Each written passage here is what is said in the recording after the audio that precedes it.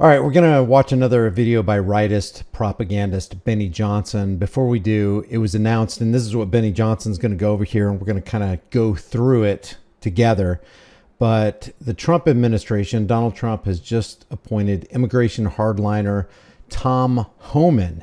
And what's interesting about this is that private prison stocks have jumped with that appointment. They took an initial jump from November 5th, actually from the 4th to the 5th, massive jump in the last 5 days. Just to show you, this is Geo Group. We're going to look at Geo Group and Core Civic stock. Geo Group is up 81% in the last 5 days since Donald Trump took office. Core Civic is up 78%. If you look at their year over year, actually year to date, it's up 65% for Core Civic, and Geo is up 145%. Now, this doesn't happen. These are private prison stocks, but Palantir, which is Peter Thiel, who is the puppet master for JD Vance. Palantir Technologies just in the last 5 days is up 25%. And over the last year, it's up 204%. What do you think is going on? Well, I'll just say, hey, let's follow the money. Now let's watch Benny Johnson. AOC hearing about Tom Homan's appointment. Oh, yeah. It was AOC that got absolutely destroyed by Tom Homan when they were having a congressional hearing on the border. Check this out. And just in case you're not familiar with my content, AOC is also a tool, just like Rashida Tlaib is a tool, just like Ted Cruz is a tool, Dan Red Flag Law Crenshaw is a tool. None of these people are looking out for your interests. They're looking out for government corporate interests, which is antithetical to looking out for the security and freedom of Americans. Official recommendation. There were 3 different options presented. The third included the option for family separation. This initiative would pursue prosecution of all amenable adults, including those presenting with a family unit. Mr. Homan, your name is on this. Is this correct? Yes, I signed that memo. So you are the author of the family separation policy? I am not the author of this memo. You're not the author, but you signed the memo? Yes, a zero tolerance memo. So you provided the official recommendation to Secretary Nielsen on for the United States to pursue family separation. I gave Secretary Nielsen numerous recommendations on how to secure the border and save lives. But it says here that you gave her numerous options, but the recommendation was option 3, family separation. So basically, the government that Alexandria Ocasio-Cortez works for makes it illegal for you to be in this country without being documented. So these undocumented migrants, her objection here is that undocumented migrants who have families are now going to be separated because you, Tom Homan, are going to execute the law in the land, which the law of the land is supposed to be the Constitution. This is extra constitutional. So Tom Homan saying, yeah, I'm going to be rigid about the law that of the government that you, AOC, claim to work for. So it's hypocritical on AOC's part to object to a guy just doing his job. That's very interesting to me. That's like a double psychological operation, because on the one hand, AOC isn't on your side. On the other hand, Tom Homan isn't on your side. I'm saying this is not the only paper where we've given the Secretary numerous options to secure the border and save lives. And so the recommendation, of the many that you recommended family separation. I recommended zero tolerance. Which includes family separation. The same as is with every U.S. citizen parent gets arrested when they're with a child. Zero tolerance was interpreted as the policy that separated children from their If I get arrested for DUI and I have a young child in the car, I'm going to be separated. When I was a police officer in New York and I arrested a father for domestic violence, I separated that father from his... So Homan is equating the crime of domestic violence with the crime of being an undocumented immigrant. Just to be clear, there's this open, closed border debate going on where it's illegal if you cross from this government imposed imaginary line. When you cross that line from Mexico to America, it's illegal. If you cross that line from America to Mexico, it's illegal. So a group of people are declaring you as a human being of being illegal because you're no longer leaning against the barn on the Mexico side. Now you decided to walk your body across an imaginary line and lean against a barn on the American side. So they're saying that is illegal. And if you live in a foreign land as an illegal, you have committed a crime. My question is, can you actually commit a crime without leaving a real victim? And then people would argue, well, if you're an illegal immigrant and you're sucking off a tax cattle money, then you are committing a crime because now the entire system is, being depleted by all these, 12 million, 20 million immigrants, illegal immigrants, undocumented immigrants in this country, and they're bleeding off the system.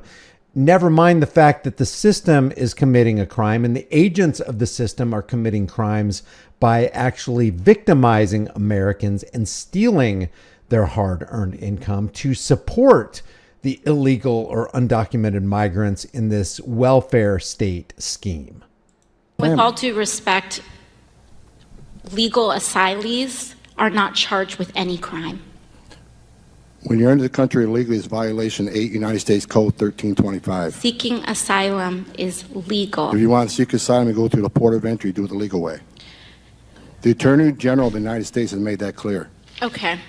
He is checkmating AOC on this. It's like, okay, AOC, you're a freaking hypocrite because you work for the government that created these federal codes that makes it illegal, which in their minds is a crime, to be an undocumented migrant. So if you commit a crime according to our codes, your codes, AOC, for the government that you work for, then I'm going to go ahead and enforce them, which is crazy for AOC to be objecting to a government employee instituting government policy. Just crazy stuff.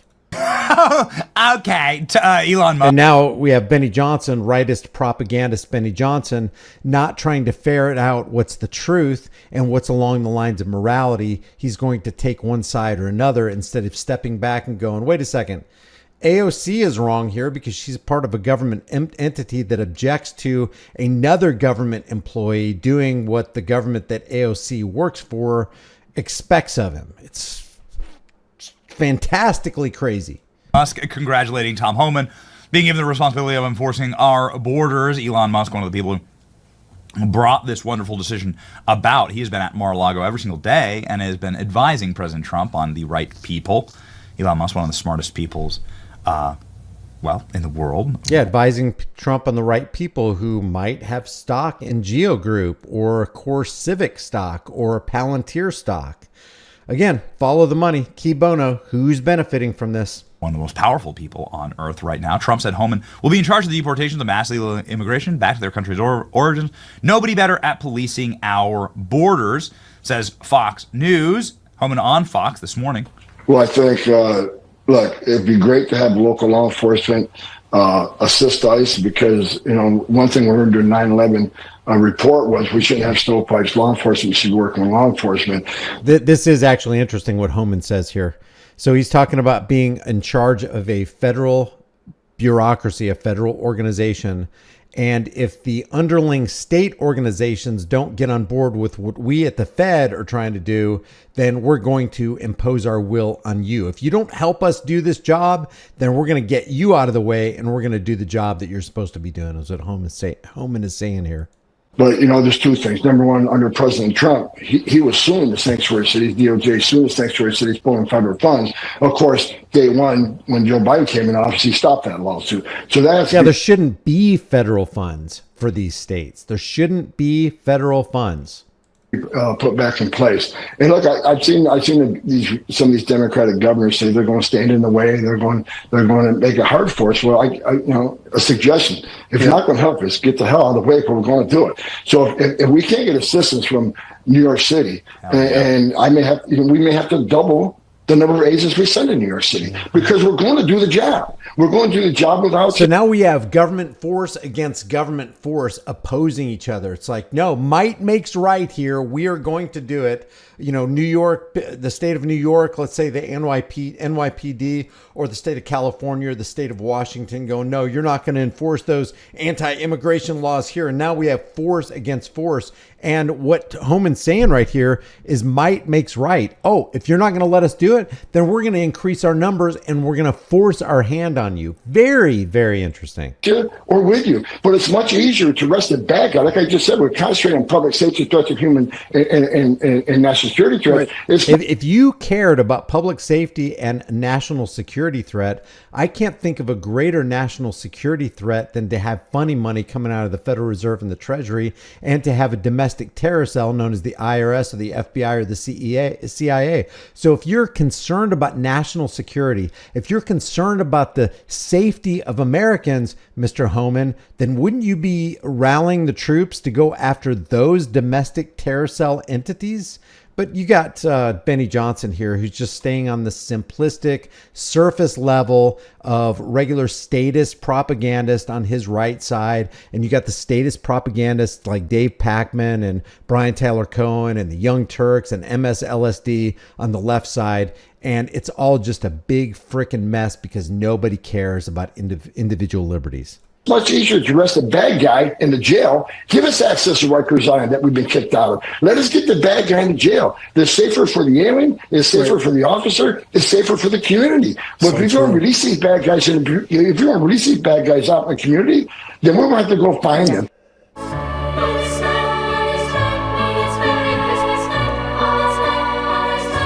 Which puts the officer at risk, puts the community at risk, and puts, and bottom line is, sanctuary cities are sanctuaries for criminals. And the left keeps saying, well, we want victims and witnesses of a crime to feel safe, come to the police department knowing we don't work for life. Let me make one thing clear. That's just a stone cold lie. Victims and witnesses of a crime does not want the bad guy back in their neighborhood. That's true. Yeah. Certainly. And most the illegal immigrant community, they broke the law being there. They shouldn't be. However, after being there, they're God-fearing family people. I get it. Do they want a sexual predator in their neighborhood? Do they want someone convicted of DUI 10 times in their neighborhood? So Homan is conflating something here, and Benny Johnson is letting him get away with it because, again, that's what propagandists do. They don't have any incentive to do anything to promote the truth. They're busy protecting and promoting the lie. So Homan is conflating something here. He's conflating sexual predators and murderers with people who the government claims are undocumented workers, when a lot of those undocumented workers are fair, hardworking, honest. They help their community. They're there to make things better. And I'm not sitting here saying, because I am not sitting here saying that all undocumented immigrants are going to be good as they assimilate into the local culture, because there are cultures that clash. There are things that happen. But when crimes get committed, then what needs to happen is punishment needs to be forthcoming and quick. If somebody harms or threatens to harm or damages property or steals property, they need to be taken care of, whether they're documented Americans or undocumented immigrants. It doesn't matter. If a human being tries to harm another human being, that person needs to be taken care of, and swift justice must visit him. This is a conflation of what's really going on in the real world, and it's under this guise of government is legitimate. We can have things like legal and illegal human beings, says the government, who specializes in committing crimes daily. Protect not only the American communities, let us protect the immigrant community. Who's the victim of MS-13 crime? Yeah. The immigrant community. Yeah. So, if sanctuary cities don't want to help. What's the best way to come against MS-13? Is it by using the government, who probably let MS-13 into the country so they could create a crisis situation and then not let a crisis go to waste? Or is it better to educate and empower Americans and release and take down all gun laws, every one of them, including the automatic weapons ban from 1934. Take all those away. That way, anybody who comes into this country understands that not only are Americans armed, but they're also educated and they're trained how to use those arms. So if you, immigrants, step out of line, or you, documented Americans, step out of line, they can take care of justice and take care of it quickly. But because we are not self-empowered, because we want daddy government to do things for us, we won't take that step, and the government keeps us at bay. You know, the government who's keeping free energy from us, the government that's keeping real technology from us, the government that wants our sons and daughters to go into the grist mills of war, the government that oversees the biggest counterfeiting operation in America, the government who has the biggest police force in the world called the NYPD, who, if you know anything about the Mullen Commission, has determined upon their own investigation of their own police department that they're engaged in widespread systemic police brutality and criminality. That's the government you want to keep you safe. That's the government you want to determine who's a documented and an undocumented immigrant. That's the criminal cartel you want keeping criminals from you. It just makes no sense. And Benny Johnson is here to scoff and mock and applaud this nonsense. To get the hell out of the way, because we're coming. Reality remains undefeated. Don't fight reality. Tom Homan's fighting in Congress. Remember when he snapped at Democrat Congresswoman Pramila Jayapal, says, "I'm a taxpayer, you work for me." Tom Homan in Congress going, "You work for me." By the way, there's a synonym for taxpayer. It's called slave. I'm a slave, you work for me. Oh, that kind of doesn't work out, does it? There's nobody who's a taxpayer. You don't pay taxes. You pay your phone bill. You pay your water bill. You pay your electricity bill. You're not paying your taxes. That's coercive. That's violence and force of the state coming against you, saying, if you don't do this, we're going to send men with guns in and we're going to take you to a cage. The phone bill, the electric bill, the water bill, you're paying that voluntarily. As soon as you stop paying it, they just stop the service. They don't send men with guns saying, hey, you got to pay this water bill. There's a big, big difference. So when you say you're a taxpayer, you work for me, you know, nobody works for the slave. Nobody works for the slave. to Democrat. Oh, I just can't wait. This is going to be so entertaining. Such a difference, by the way. Again, reality undefeated. That's reality. What Tom Homan's talking about is reality. This is not reality. Wrong to somehow suggest. Okay, now this is really interesting psychological operation. Truth is truth, no matter who says it, right? So he's going to play a bunch of these clips from Kamala Harris, who clearly is not working for Americans, who's clearly working for the corporate elitists, but she's going to say something here that may or may not be true. You determine whether what she says is true or not, because Benny Johnson is going to mock it and strike it down.